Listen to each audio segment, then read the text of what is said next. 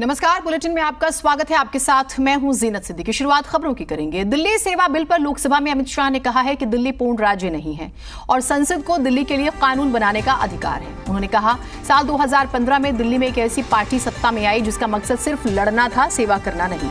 समस्या transfer posting करने का अधिकार हासिल करना नहीं है, बल्कि सतर्कता विभाग पर कब्जा करना है। शाह आगे कहते हैं कि मेरा सभी पक्ष से निवेदन है कि चुनाव जीतने के लिए किसी पक्ष का समर्थन या विरोध करना, ऐसी राजनीति नहीं करनी चाहिए।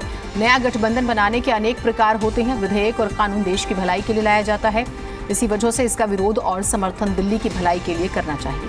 शाह ने कहा, विपक्ष के गठबंधन बनाने के बाद भी नरेंद्र मोदी पूर्ण बहुमत के साथ एक बार फिर से देश के प्रधानमंत्री बनेंगे।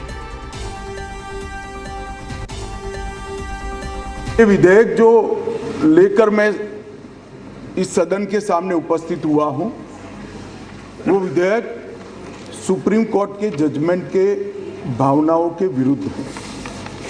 मान्यवर, सबसे पहले मैं यह दोनों चीज़ों का बहुत डिटेल जवाब देना चाहता हूं, क्योंकि उस वक्त जब मैं खड़ा हुआ विपक्ष का मूड सुनने का नहीं था, आज कुछ अच्छा अभी मूड दिखता है। मान्यवर, जहां तक कॉम्पिटेंसी का सवाल है, संघ राज्य क्षेत्र का प्रशासन संविधान के भाग 8 में उल्लेखित प्रावधानों के तहत आता है। अनुच्छेद 239 से 242 तक इसकी कार्यरीति को संविधान में वर्णित किया गया है और अनुच्छेद 239 के ए में विशेष प्रावधान किए गए हैं, जिसके तहत दिल्ली विधानसभा सहित एक संघ शासित प्रदेश है। तो दिल्ली ना तो पूर्ण राज्य है, ना संघ शासित प्रदेश है, ना संघ शासित प्रदेश विथ असेंबली। क्योंकि ये राजधानी क्षेत्र है, इसको ध्यान में रखते हुए 239A में इसका एक विशेष प्रावधान संविधान के तहत किया गया है। भारत सरकार को इसके बारे में कानून बनाने का अधिकार नहीं है, ऐसा विषय कुछ सदस्यों के द्वारा रखा गया। मैं इस सदन का ध्यान अनुच्छेद 239A3B की तरफ दिलाना चाहता हूं। 239A3B बहुत स्पष्ट है।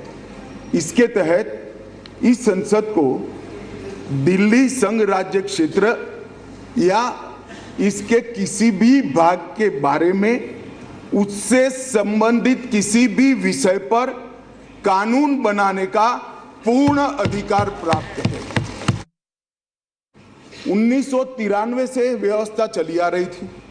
कभी भारतीय जनता पार्टी सत्ता में आई, कभी कांग्रेस पार्टी ने शासन किया, कभी ऊपर कांग्रेस का शासन था तब हमारी सरकार थी, तो कभी ऊपर कांग्रेस की सरकार थी तब नीचे हमारा शासन था, मगर कोई झगड़ा नहीं हुआ था, सब कुछ ठीक चल रहा था। क्योंकि किसी की मनसा अधिकार हथियाने की नहीं थी, सेवा करने की। कांग्रेस पार्टी ने भी भाजपा के साथ झगड़ा नहीं किया, भाजपा ने भी कांग्रेस सरकार के साथ झगड़ा नहीं किया और बहुत अच्छे से चल रहा था, कोई डिस्प्यूट नहीं, कोई झगड़ा नहीं। 1915 में स्थिति बदली और यहां 2015 में यहां स्थिति बदली और यहां एक ऐसे दल की सरकार आई जिसका मकसद, मुझे कोई झिझक नहीं है कहने में, जिसका मकसद सेवा करना है ही नहीं, झगड़ा करना। माननीय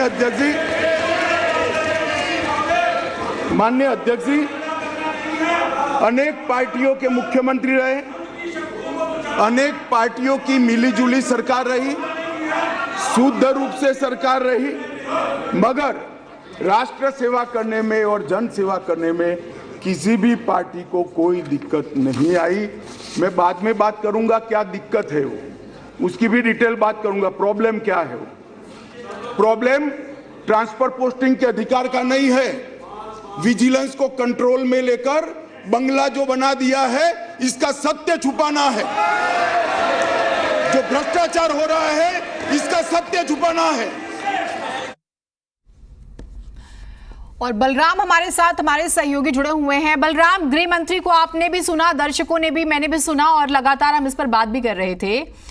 1993 से व्यवस्था चली आ रही है, कांग्रेस भी रही केंद्र में, बीजेपी भी रही, स्टेट में कांग्रेस रही, बीजेपी भी रही, कभी दिक्कत नहीं हुई। मौजूदा सरकार को ही दिक्कत है, मकसद सेवा नहीं है, झगड़ा करना है। ऐसा लगा कि अध्यादेश पर बात नहीं हो रही थी, 24 था दिमाग में, क्योंकि उन्होंने जो अलायंस बनाया ना इंडिया, गृह मंत्री ने उसको भी कटघरे में खड़ा कर दिया। बिल्कुल, देखिए आज सदन के अंदर अमित शाह का जो तेवर था वो देखने लायक था। उन्होंने सिर्फ जो दिल्ली सेवा बिल है उसी पर बात नहीं की, बल्कि उन्होंने जो विपक्ष की एकता है, जो विपक्ष ने एक गठबंधन तैयार किया INDIA यानी इंडिया, उस पर भी निशाना साधा और उन्होंने कहा कि पूरा विपक्ष एकजुट होकर के 2024 का चुनाव लड़े, लेकिन नरेंद्र मोदी जी 2024 के चुनाव में एक ऐतिहासिक जीत हासिल करके प्रधानमंत्री बनेंगे। तो कहीं ना कहीं विपक्ष पर भी उन्होंने तीखा प्रहार किया है। हालांकि जिस तरीके से पिछले कई दिनों से मणिपुर हिंसा को लेकर के विपक्ष लगातार सदन के अंदर हंगामा कर रहा था और ये मांग कर रहा था कि पहले मणिपुर हिंसा पर चर्चा हो, उसके बाद किसी बिल पर चर्चा हो, लेकिन आज चर्चा हुई, विपक्ष ने भी अपनी बातें सदन के पटल पर रखी, सरकार की तरफ से अमित शाह जी ने अपनी बातें पटल पर रखी, लेकिन कहीं ना कहीं उन्होंने इशारों में विपक्ष पर हमला भी किया। हालांकि विपक्ष बार बार ये कहता हुआ सदन के अंदर नजर आया कि इस बिल को लाने की जरूरत नहीं थी, ये बिल पूरी तरह से असंवैधानिक है।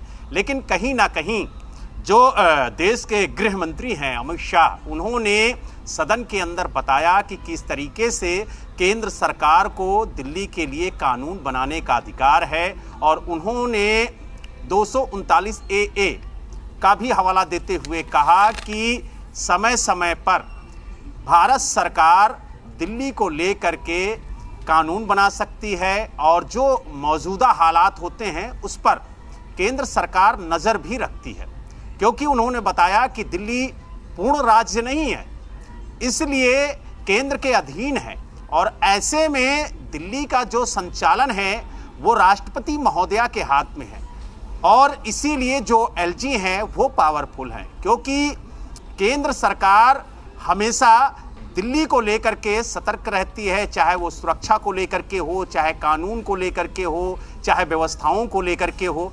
तो ऐसे में कहीं ना कहीं जो ये कानून लाया जा रहा है, यानी जो ये बिल सदन के पटल पर रखा जा रहा है, उसकी वजह क्या है ये भी उन्होंने बताया।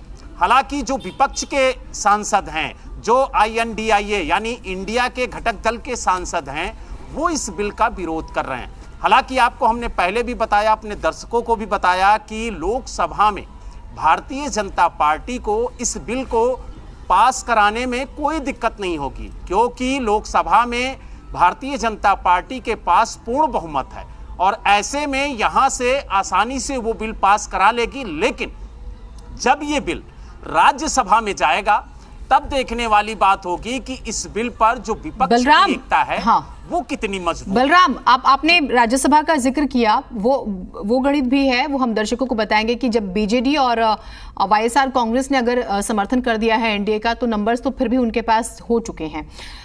लोकसभा में एक और समस्या है, अगर हम बात करें, नंबर्स भले ही NDA के पास हों, विरोध के तौर पर लोकसभा में सांसद नहीं है आम आदमी पार्टी के, एक सांसद, ठीक है। तो उस सूरत में हमें विरोध में भले गृह मंत्री जो बात कह रहे थे, जो आरोप लगा रहे थे, वो लगा सकते हैं, क्योंकि वहां पर उस तरह से विरोध हो नहीं पाया।